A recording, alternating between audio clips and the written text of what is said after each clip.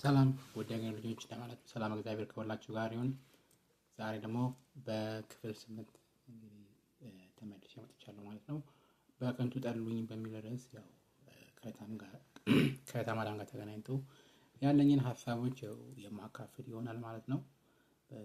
በዛሬው ደግሞ እንድንመለከት የሚፈልገው አንድ ቪዲዮ ነው። ብዙዎቻችሁ ተመልክታችኋል ብዬ አስባለሁ። ትናንትና ያው ቀሲስ ሄኖክ ትምህርቱ የሰራው ቪዲዮ ስላለ ያው ከሳቸው ሳንርቅ ወደ ሌላ ቪዲዮ ከመሄድ በፊት እሳቸውን በዚሁ አጠገብ አድርጎ መስራቱ የተሻለ ነው ብዬ አስባለሁ። በርዕሳችን እንደምትመለከቱት እመቤታችን አትዋሽም፣ ተማሪያን ግን ይዋሻሉ ብሎ ጥያቄ የሚያነሱ ሰዎች አሉ። በተለይ ትዝ ይላችሁ ከሆነ ገና ከመጀመሪያ እንደጀመረች እስረኞች ይፈታሉ የሚል ያ የመጀመሪያው ቪዲዮ የምታስታውሱ ከሆነ እዛ ላይ እና እሷ በሰዓቱ እንደታሰረች እና ሌሎች ነገሮች አሉ፣ ሰዎች የሚያነሷቸው ነገሮች አሉና እዚህ ጋር ደግሞ ቀሲስ ሄኖክ ብዙዎቻችሁ ሰምታችሁት ከሆነ ስለ ባለቤታቸው ሙስሊም እንደነበረች ታማ እንደነበረ እና እመቤታችን በራእይ የታየቻት ጊዜ ትልቁ ቁልፍ ይሄ ቪዲዮ ላስገባበት የፈለኩት መንገድ ምንድነው? በስድስት ራእዩን ስታይ በስድስት ቀን ነው ማደንሽ ብላት፣ ግን ሙሉ ለሙሉ ለመዳን 6 ዓመት እንደፈጀባት ይናገራሉ፣ ያስረዳሉ ማለት ነው። እና ይሄ ነገር በተለይ ለብዙዎቻችን ትምህርት የሚሆን ይመስለኛል። ስለዚህ የአባታችንን ድምፅ እንሰማለን ማለት ነው። ይሄ ነገር ለብዙዎቻችን ጥሩ መረጃ ነው ብዬ አስባለሁ። ቪዲዮ ጋር እንሂድ። በጣም ደነገጥኩኝ፣ ገረመኝ። ከዛ ከእቴ ጋር ተያይዘን ሄድን። ሳያት በጣም ታሳዝናለች። መንቀሳቀስ አትችልም፣ መሄድ አትችልም። ከዛ ጠየቅኳት፣ ምንድን ነው ያለችሽ እመቤታችን አልኳት።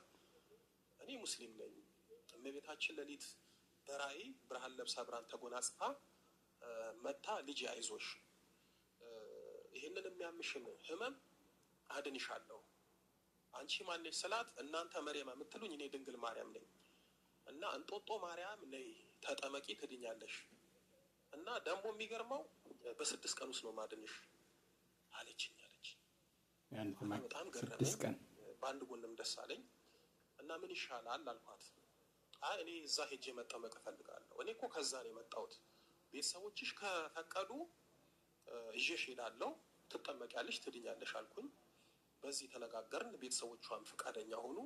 እሷን ይዤ ወደ እንጦጦ ማርያም ይዣት መጣሁ። ለ1 ወር ከ15 ቀን በጀርባዬ እያዘልኩኝ መንቀሳቀስ መሄድ ስለማትችል አስጠመኳት። ተክሌ ይገርምሃል፣ እኔም እሷም በ6 ቀን ትድናለች ስለተባለ እንደው አዳም ታውቃለህ መቼም ከ5 ቀን ተኩል በኋላ መጥቻ አድንሃለሁ ሲለው 5500 ዘመን እንደሆነ አላውቅም ነበር። እና ያም ነው እኮ 5 ቀን ተኩል ሲባል ከዛሬ ነገ እያለ 5500 ዘመንን በተስፋ እንዲጠብቅ ያደረገው በዚህ ምክንያት ነው። እና ነገሩ እየገፋ ሄደና ወራትን እየወለደ ወደ ዓመት ሲጠጋ ጠየቅኳት። ከዛ እግዚአብሔር ይመስገን እመቤታችንን በመሃል ምልክት እየሰጠቻት እያዳነቻት 6 ዓመት አስጠመኳት። በ6 ዓመት ውስጥ ሙሉ ለሙሉ ዳነች፣ ቆማ መሄድ ጀመረች።